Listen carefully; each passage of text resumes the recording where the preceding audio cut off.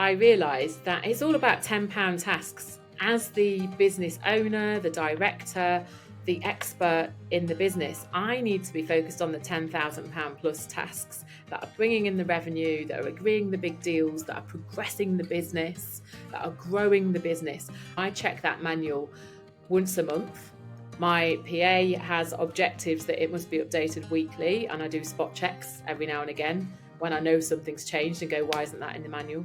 Or, oh good, that's in the manual, which is more often what happens. So you've got to have your checks and balances. The reward of doing that is I'm not working until 9 p.m. every night. I can eat properly, I can spend time with family and friends, I can go to the gym first thing in the morning because I've not got to get up and sort out the mess that my diary's in.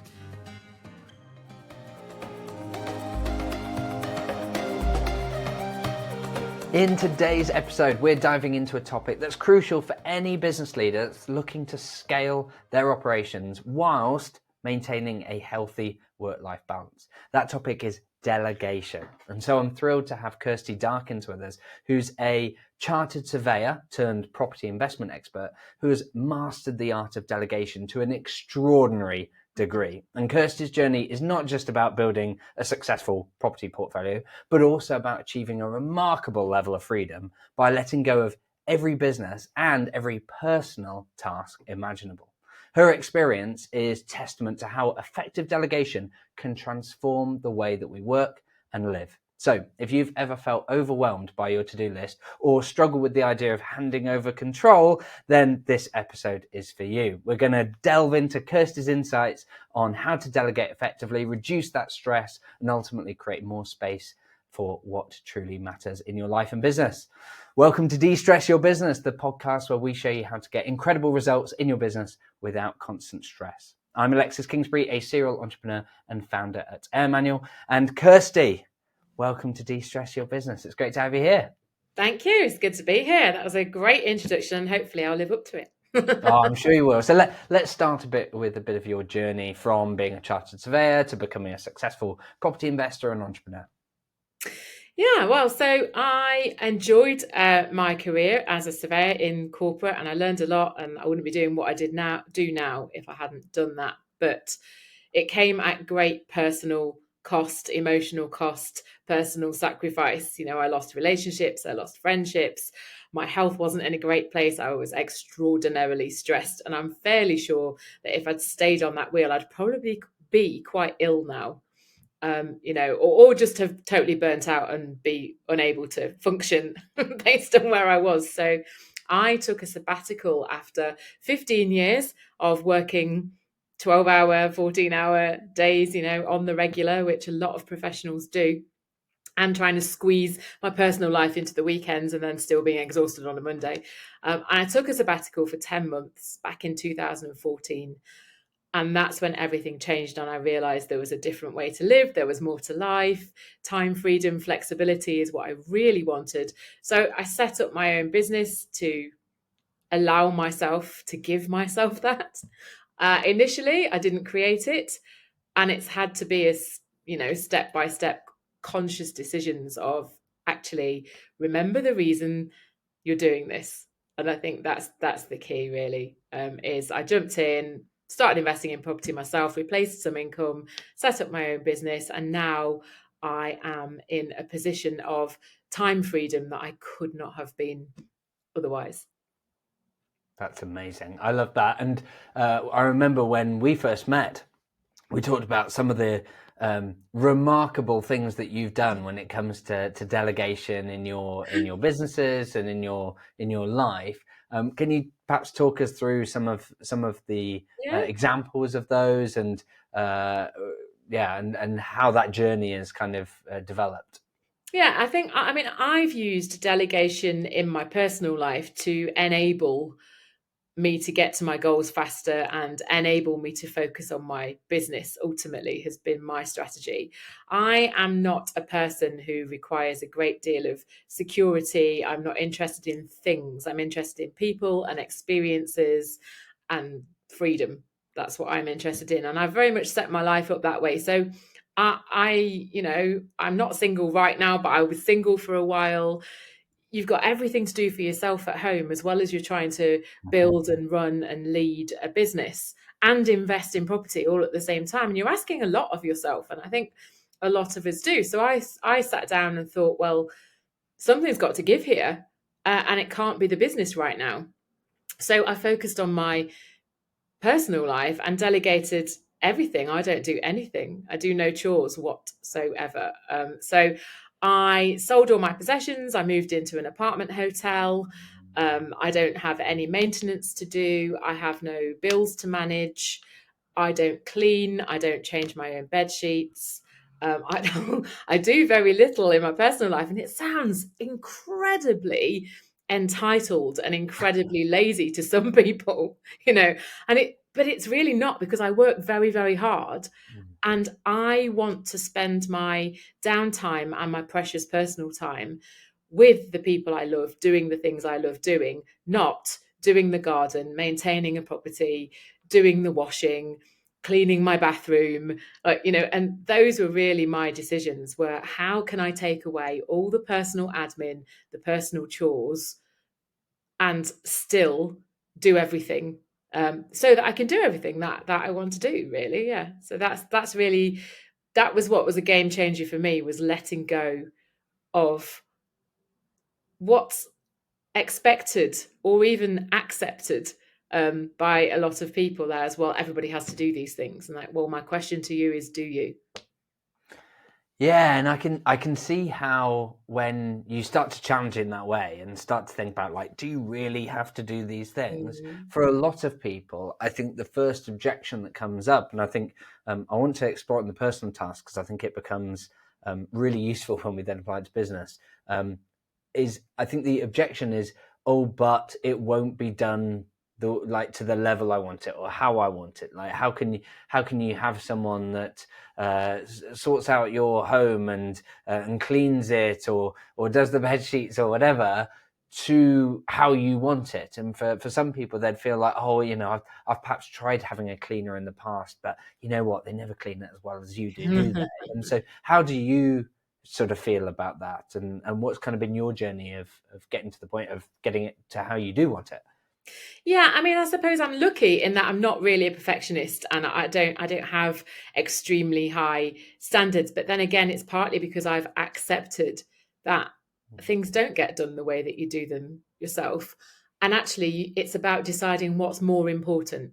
What are your priorities? So for me, my priority is to have as much free time to spend with the people I want to spend it with, how I want, and where I want. That's my priority. So all my decision making is done against that priority. So the first thought is, does this get me closer to that goal?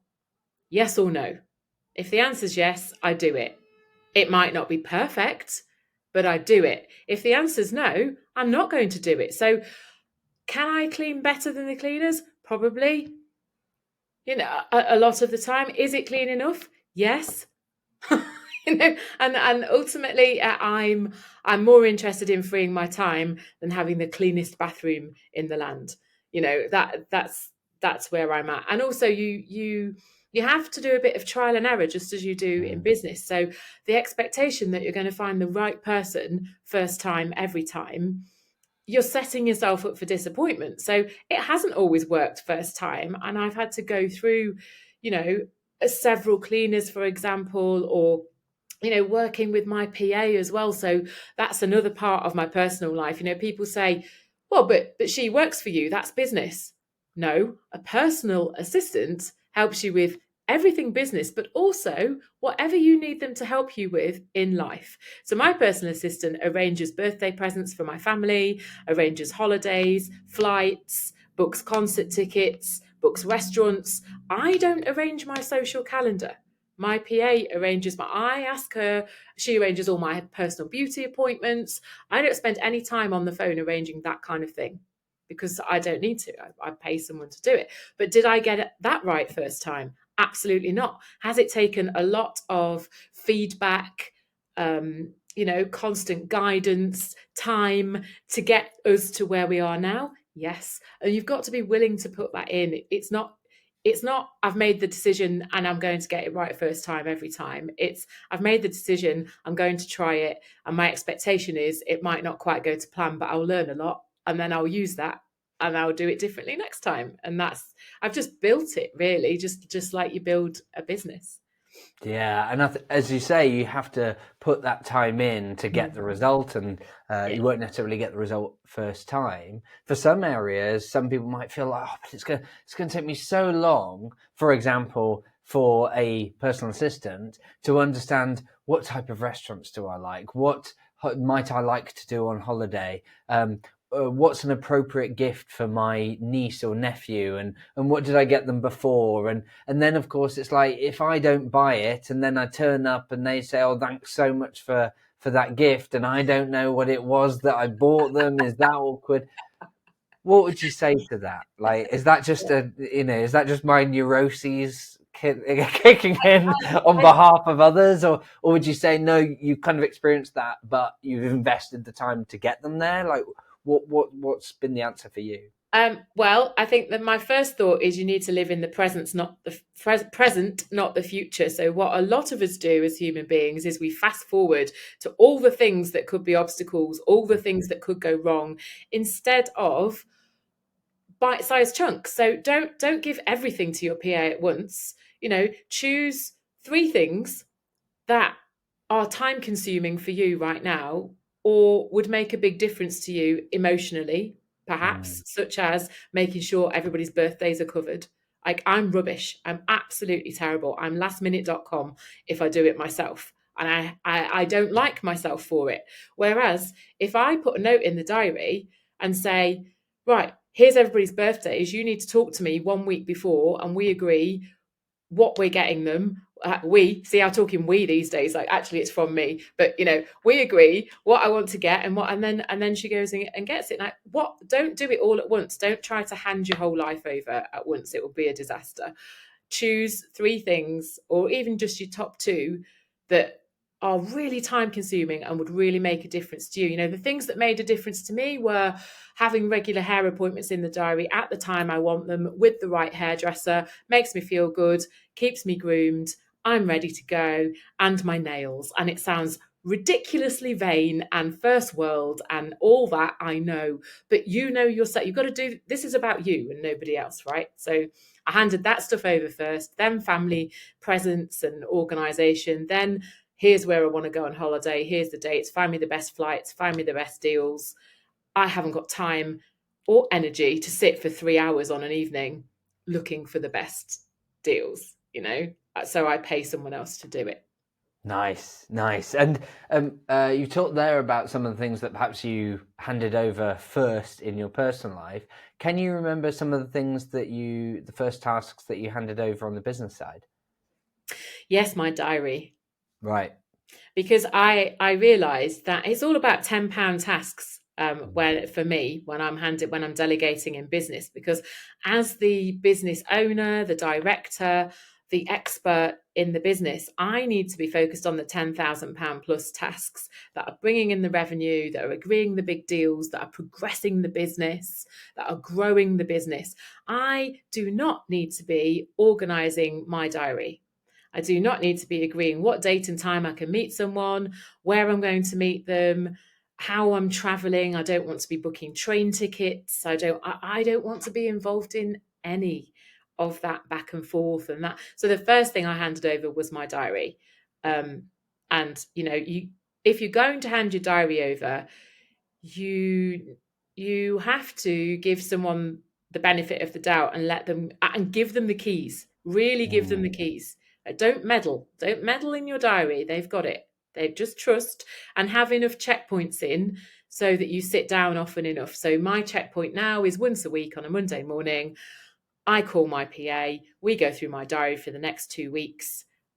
Make sure I understand what's even in my diary, because I can't keep up with what's going in and out of my diary sometimes, and we do it throughout the week as well, but we have a big check-in at the beginning of each week of, right, what's coming up, what decisions need to be made, what don't I want to do, and you set parameters as well. So I won't do more than 3 calls a day. I don't do calls before 10 a.m. I don't do calls after 6 p.m. I don't work at all after 1 p.m. on a Friday, and I don't start until 11 a.m. on a Monday. My PA knows all of this. So imagine your ideal working week. Mm. Write down what that is, communicate it to someone who can manage your diary, and they will make it happen. Whereas what I find is if you are running your own diary, you go, oh, it's okay, I'll just do that call. I'll squeeze it in there. Oh, it's all right. I'll do 5 calls that day. It won't kill me. Oh, it's okay. I'll give up that free time that I really need to catch up on important admin tasks or read something. That doesn't happen when someone else manages your diary because you're not making diary decisions.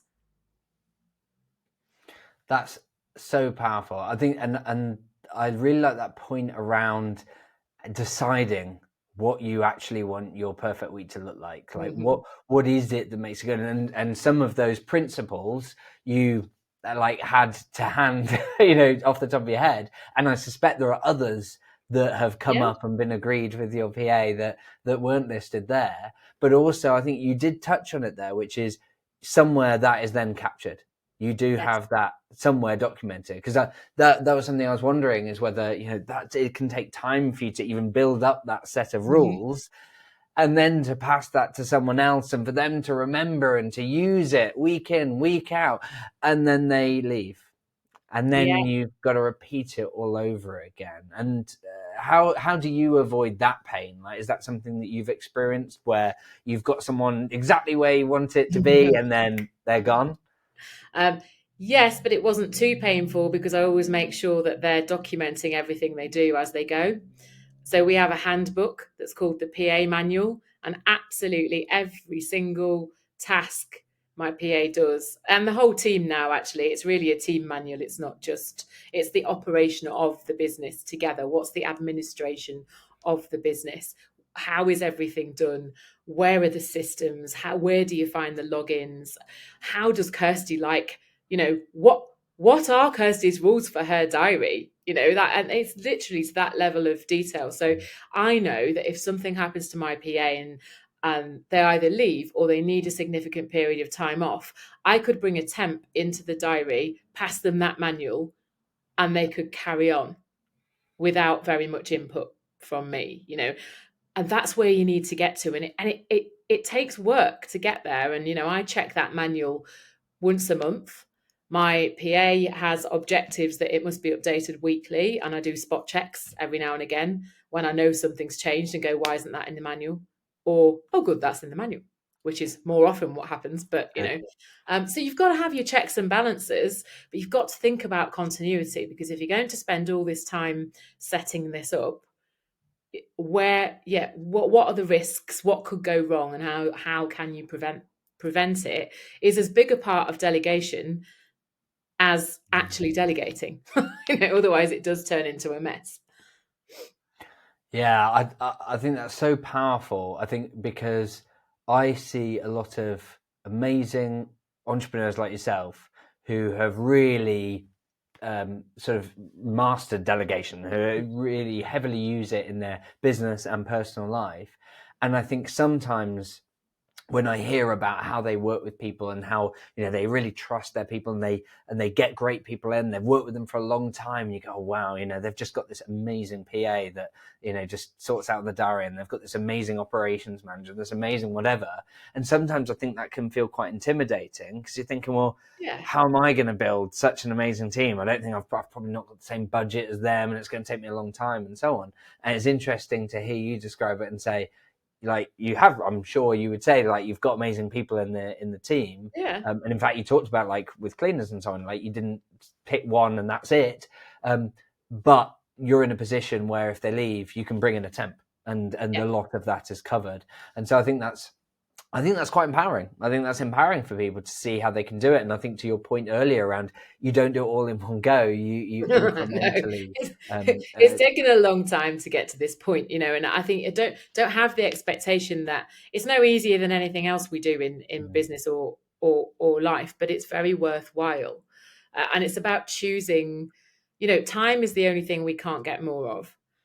And so it's about choosing how to spend time now to create time in the not too distant future. So what are the things? Well, I don't know about everyone else. I'm a carrot, not a stick person. So I need rewards to motivate me to do mostly anything, to be honest. So, it's kind of, if I'm honest, it frustrates my business partner quite a lot, but I'm like, well, this is me. So I need rewards. So my reward is, right, I'm going to do the hard work of sitting down and working out some rules for my diary, and then getting over the fear of handing it to someone else and, well, how might that end up? And I'm not making appointments with people. I'm not speaking to people directly. I'm not, what am I missing? But what's the reward of doing that? The reward of doing that is I'm not working until 9 p.m. every night. I can eat properly. I can spend time with family and friends. I can go to the gym first thing in the morning because I've not got to get up and sort out the mess that my diary's in. I get up, my diary's organised. I do what my diary says. I live by. And my diary also says personal time. So I put that in first now. So at the beginning of this year, I blocked out all of the holiday time that I want to take and all of the time I want to work remotely. And that comes first, not after all the business stuff. So that comes first. After that goes in all my gym sessions, all my beauty appointments, people's birthdays, anything important. And then business goes in after that. And how many of us don't do that? I didn't do it for a really long time. Yeah, I think you're right that most people don't start that way round, and that's often one of the big fundamental things they learn later. It reminds me of the is it from Stephen Covey where he talks about the rocks in first? There's Yes, great that's it. video. Yeah, I think there's a video on YouTube where he starts with this jar and shows how if you put the little tasks, all those business to-dos and so on, if you put it, which he represents with sand, if you put that in first, you fill up the jar, and now there's no room for the big things like your health and relationships, the rocks that actually matter. Whereas if you do it the other way around and put the rocks in first and then put the sand in, actually somehow it all fits anyway, but you have to put those things in first. And I think that people worry that if they do what you've described, when will they find the time to work? But somehow you manage, right? Somehow you'll have more energy, you'll be more productive. What I find is that fewer hours are more productive. It's not about how long, it's about working smart, not long. And I've always said this, even in corporate, when I manage teams, a lot of people would be, you're very different than a lot of people I've worked with. I'm like, well, what do you mean? And I said, well, you don't count our hours. You don't care if we take a whole day off, as I know, not as long as you get the job done. I don't care when you do it, where you do it from, as long as it gets done and it gets done properly. That's what's important. And actually, if you think that in order to perform, you need to be optimum energy. So what's optimum energy for you, and how do you get there based on your circumstances, your health, your time of life even. So I've had to change what I do in the last few years because I'm not getting any younger, unfortunately. As a woman of a certain age, some things happen and you go, oh, okay, I need to do some things differently. And it's really hard. I have a business coach who said to me early last year, you've got to change the way you work forever. Now that's a big word and a long time. And it took a couple of weeks for that to sink in. And what she meant was you've got to create more space for the gym, for time off, for not turning the phone off and not working at all. And I've done it, and she's right. And I've done more business since I did that. It's counterintuitive, but it does work. So I encourage anyone to put themselves first in their diary, and family time and health and your own well-being, me time, like create some time for yourself if you're rubbish at doing that. And then put everything else in, and that there will be enough time. And yes, some people will have to wait. We're just joking about how it's nearly taken us 12 months to be having this conversation. Yeah. And that's why. And it's one of those things where, and it's fine. Like at no point did it create a problem. It's just like, yeah, that's fine. It finds a way of making it into the jar. It's fine. Exactly. We recently celebrated our 100th episode of the podcast. It's not like, Oh, well, because we couldn't get Kirsty Yes. Oh, earlier. we had to stop. Yeah, we had to stop. Yeah, exactly. And so I think you're right. I think that that's a really important point. It will happen anyway. Thinking about some of those perhaps obstacles that you've had to overcome and people hold back on. I've talked about that fear around it won't be done quite as well uh, as I will do it. I've talked a bit about that worry about how long it'll take to hand over all this stuff, and I think Yeah. you've handled that well around actually start small, Yeah. start capturing it and documenting it so that you start freeing up this time. We've talked about how that risk of don't just train someone and build all the knowledge in their head and they go, make sure that they're capturing what they're doing and make it work. One of the other things that I see people worry about is what if perhaps I've maybe got a few team members now, and I'm worried that if I try and get them to do more, to document what they do, to follow the process, to do it the way I want it, they won't want to, or they just won't follow it because perhaps I've hired a PA that's got 10 years experience and does it in this particular way for someone else, and they don't do all the things that Kirsty says about putting my free time in first and all these sort of things. And so they worry about like, how will their team even follow that approach of doing things? What would you say to them? I would say that's about a values match. And so you've got to recruit people who align with the values of your company and with you. And so my recruitment process now is values first. So I will personality profile someone. I will ask them how they like to work, what kind of culture they like to work in, what they like to do for fun, who are the favorite people that they've worked for and with, and why. And those questions will give me really great insight very quickly into whether they're going to be a great fit into the way we work or not. And so it's about not recruiting people into your team who aren't aligned with your values, who aren't a good values match, first, because skills can be built, skills can be trained, skills can be taught. And so I have learned the hard way, but I now recruit values match first, skills second. Perfect. Yeah, and that's something I've seen from so many amazing business people that they find out later is that don't try and bring people in that have got 10 years, 20 years, 30 years of knowledge and experience because that's what you think you need. Instead, you need that values match and that fit with you. The knowledge can be trained, can be taught, can be documented, and so on. I think finding that out later it's annoying and It's painful. really, well, it's painful, but it's expensive in both money and time. Okay, so it's really expensive. It's very painful. It's emotionally draining.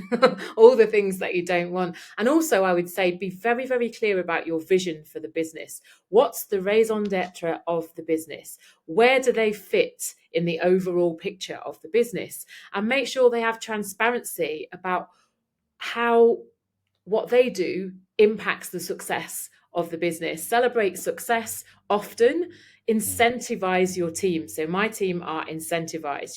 They've got a good remuneration package, but it's not all about that. What do they want? What can you give them that's really important to them? Because it's not always, of course, we go to work to earn money, but it's not all about that. For a lot of people, they want more flexibility. They would like more annual leave. They'd rather take a lower salary and have a higher amount of holidays. What matters to that person that you're trying to make? And play to it. Play to it. So my team don't work the same hours. They work the hours that fit their own family lives. So one starts at 8:30 and finishes at 4:30. One starts at 9 and finishes at 5 2 days a week and does 8 till 6 2 days a week and works half a day on Friday. Another starts at 10 in the morning and finishes at 6 in the evening, because that's what works for them. And it matters not to me who's in at what time, as long as the job gets done. It's that's what really motivates people. So it's about bringing them along on your vision, but also taking the time to understand who they are, what do they want, what will motivate them. Use it, motivate them. If my bosses had come to me in corporate with that attitude, I might still be there. Yeah. Well, I'm for many reasons, I'm glad that didn't happen, though. Weirdly, because you've achieved amazing things now, and I think it'd be great to kind of paint that picture of where have you got to now in terms of business and what's delegated. Because I feel like we've got a good sense of personally Yeah, what some of your life might look like, and how for some people, to be clear, for some people that will sound like delegation heaven, right? Like the fact that you don't do any of those things. For some people, they'll be like, I can't imagine ever living like that. I just, I'm too much of a control freak. I can't have someone coming and changing the sheets and doing all these things. But talk us through, what does that look like in your business life? Because I know that there's some really cool projects that you've been able to do in your businesses, including TV stuff, yeah. that'd be really interested to kind of explore. Yeah, so I guess where I've gone from, when you start your business, you're everything, aren't you? You're doing marketing, finance, all your admin, as well as delivering your service.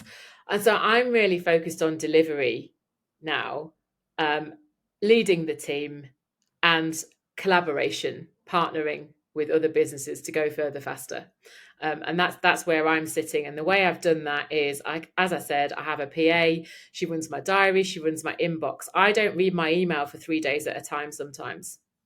Now, that's not because it's big and clever. That's because I'm busy with clients doing the £10,000 tasks, delivering the services that my clients have paid for and giving them value. And if there's something urgent, I will know about it because she'll drop me a message. Otherwise, she's now trained to answer half my email. So I never even see half my email because she answers it. Great. Um, so it's things like that. I don't manage my diary. I don't read my email very often. I don't even have to deal with my email very often. I'm often looking for one or two things, and other than that, over to you kind of thing. So that's all dealt with. Marketing, social. I don't manage my own social media. I don't even write a lot of my own content anymore. I oversee it, but I don't write it. I amend it, I input, but I don't ultimately write it. I don't schedule it. I don't schedule any marketing campaigns. I don't touch our CRM. I don't do any of that anymore. Finance, I don't pay any invoices. I don't manage the bank. I don't manage the accountants. I mean, of course, I have quarterly management meetings with the accountants, but they're set up by my finance manager, not by me. And so I have gatekeepers for every part of the business. I am not the gatekeeper for any part of my business, and you can't get to me anymore unless you go via the team. And I've also replaced my professional expertise by recruiting a surveyor in-house. And so that does two things. I didn't realize how much tension I carried around that in case something happened to me, in terms of being able to continue to deliver services, until I recruited him 18 months ago and went, I literally breathed out and thought, wow, I've just my shoulders have just gone down about. And actually it was because I've got another professional brain in the business. That was my greatest hire for that reason, is because now it continues with or without me, anytime, anywhere, any place, and also it's very useful for me to have that brain to bounce off. And so we've been able to grow our services exponentially because none of them rely on me. Yeah. And I think that's something that I think a lot of people struggle with, is that concept of, so what do I do? I love the fact that you rattled off a list there of all the things you don't do. Like, it's great. It's almost like that's when, if you meet someone at an event and they go, "Oh, so Kirsty, what do you do?" I'd love it if your answer was just rattling off all the what I things you don't do. And they go, right, illuminating. So, but the reason I say that is because I see a lot of people who worry about essentially making themselves redundant from the business, and by redundant from the business, I mean that if you're suddenly not available, and you were essentially hinting at that there, where you're saying actually you're carrying a lot of fear around what if you're not available and what would that do for the business. You essentially, you want that that freedom, not Yeah. just because you want to be able to go on holiday and do these things, but actually because of the risk and the fact that actually if your business is so dependent on you that it can fall over if you're out of it for weeks or months or whatever, then that's some people say, oh, then you haven't got a business, you've got a job, or at least at the very least you're at significant risk, and that's not great. But on the flip side, people worry about, but what will I do then? What's my sense of identity if the business doesn't need me? How do you approach that? How do you constantly challenge yourself to think, but no, there will be other stuff I can do? And what are some of the either questions you ask yourself or things that you focus on to help you identify, okay, what's the next thing that I'm going to do? The way I look at it is that I've now got myself in a position where for a large percentage of the time, I do what I want to do and what I like to do in the business. So I like to create the vision, create the strategy, lead the team, develop the team, come up with new ideas. Well, I'm a creative. That's who I am. I don't like to deal with process and administration and technical things. So I reconcile it because I now get to do a lot more of what I like to do. I still get to see all the deals that are coming through that we're serving clients, but I don't have to get into the minutiae of them. I'm top line, and that's me all over. I'm a big picture person. So you have to know yourself and decide, actually, you don't have to delegate the things I've delegated. What do you love to do in your business?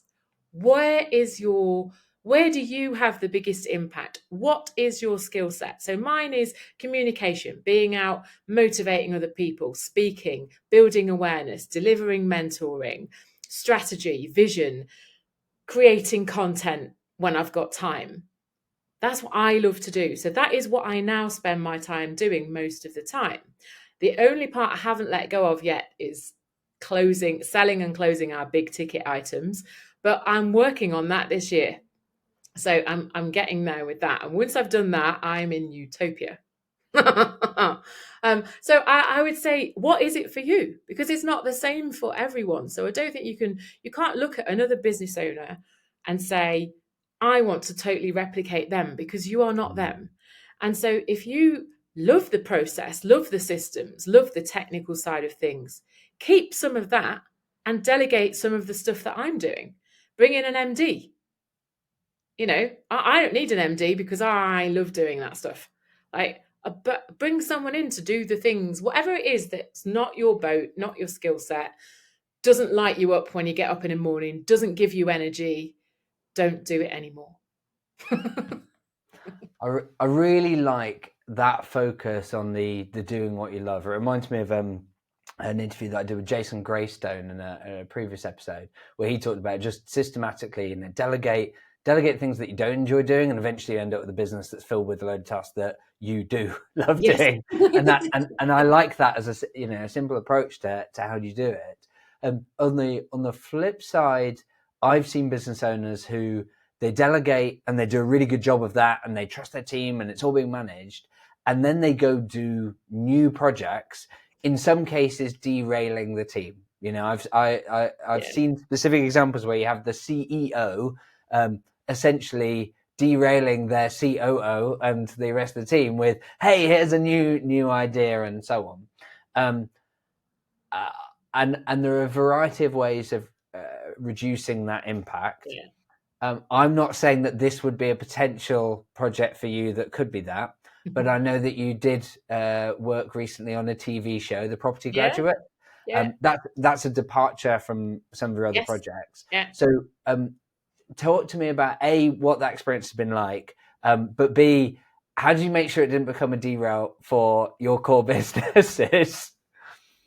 Yeah, so the experience has been great. It's been, it's taken me into a different audience. It's given me a new network. It's been a quick way to raise profile outside of my, my industry contacts and the network that I've already got. And it was fun. It was something different. It was a bit of I don't know if I could have.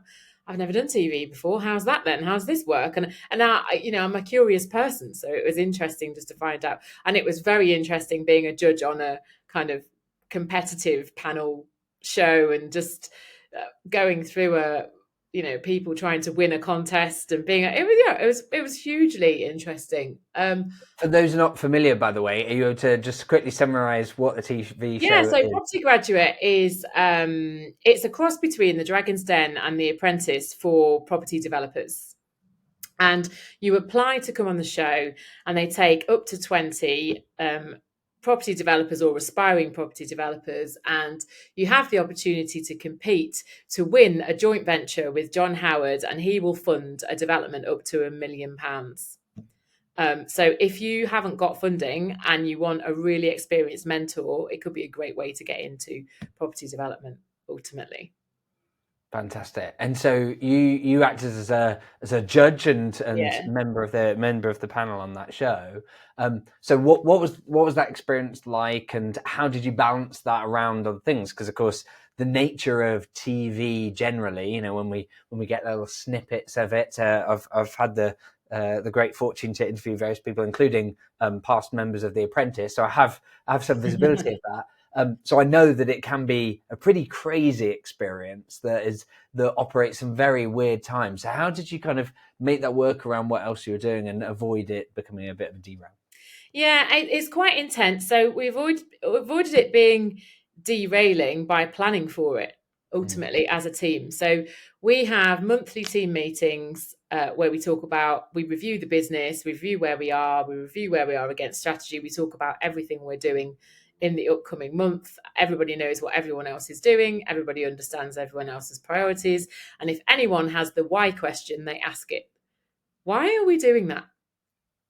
And then you talk about it and you say, well, the why we're doing it is to raise profile, is to grow, and what might be the upside of it? Well, the intention is to raise profile so Kirsty can start doing more paid speaking, which brings another revenue stream into the business.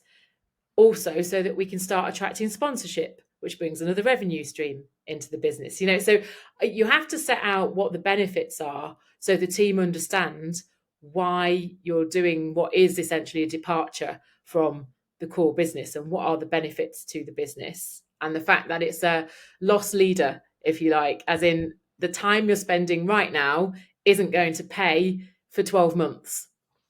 But you can't do too many of those, you're right. So you can't go off as a CEO and have all these crazy ideas and be constantly going to the team going, oh. So we do a quarterly strike. We work off 12-week years. So we work 3 months at a time, and we set 3-month strategy, and we have learned as a team, less is more.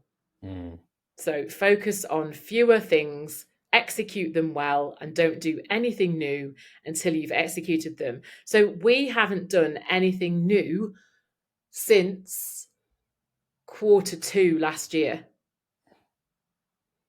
because we haven't finished executing what we already decided to do, and there is a ban from the whole team. This is not just me. A ban from the whole team on doing anything new. We're not doing anything new. We're growing what we've already got. We don't need to do anything new. So I have agreed not to do anything new. So I haven't brought anything new since the end of Q2 last year. We're just doing the same things, building the numbers, collaborating with businesses. But yeah, so the property TV has started to come to fruition. Now we're talking to sponsors. I'm going to do a second series. I'm now planning to do a documentary of my online masterclass with it as a TV show, which again is going to be a great product for us to have, for awareness, to have out there, and to have, and so it's all building. And as long as the team understands that it's a building activity, not an immediate revenue activity. Now, if you're not on target, you shouldn't be doing those activities. So you've got to decide when is the right time and when to say no. Because if you're way off target, you can't be off doing passion projects like that and having fun. You've got to reel yourself back in and get back in the business. And I think I've learned over time to do that better. Yeah, and that requires having targets and reviewing them regularly.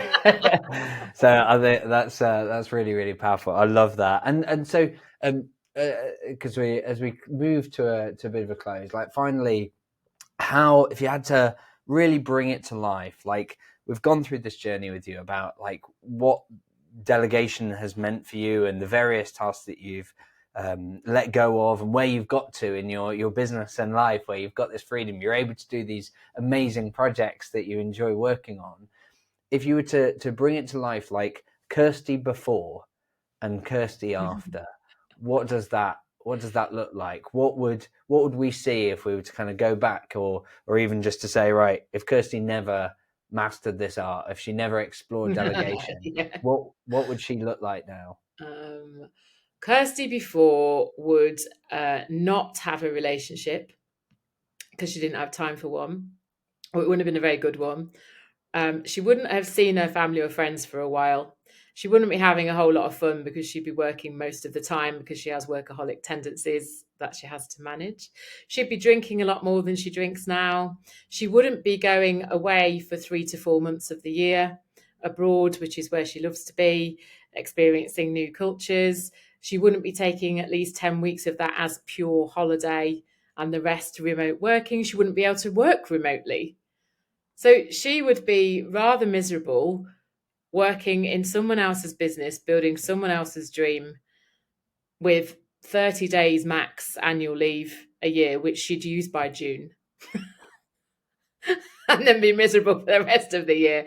She'd be much more stressed than she is now. It's a different kind of stress. It's the pressure you put on yourself. It's not the same overwhelming kind of stress. And yeah, she'd just be not as happy as she is now. I cannot imagine that she would be happy the way I am now.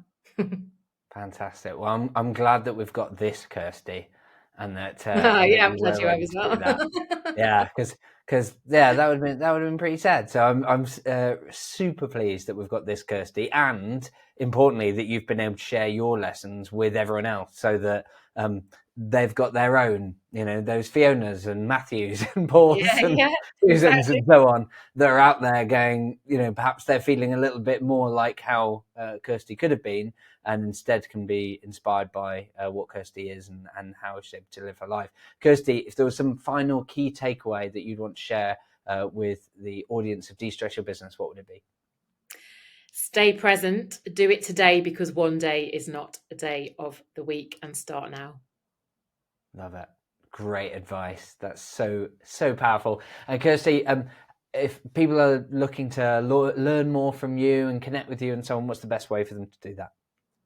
The best way is to just email me or connect with me on LinkedIn or Facebook. So you can email kirsty@kdcommercial.co.uk or connect with me on Facebook or LinkedIn, Kirsty Darkins, and I'll be happy to chat with you. Fantastic, brilliant. We'll make sure those links and details are in the show notes. But otherwise, Kirsty, thank you so much for your time today. It's been absolutely awesome talking to you. Yeah, well, thank you for your insightful questions, and I hope it is useful, and it was great to talk to you too. If you are looking to delegate, to systemize your business, you need to get your processes, your ways of working documented and make it easy for your team to produce amazing results consistently. So you need to be doing what Kirsty talked about. You need to make it easy for your team to be able to deliver successfully. You can find out how we do that over at AirManual with so many of our clients, and you can find out more about that at airmanual.link/discover.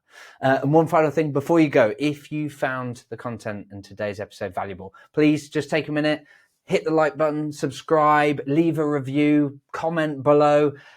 Any of those things will help the episode to get more visibility and ultimately help us help more people, which is what we're all about. So otherwise, thanks so much.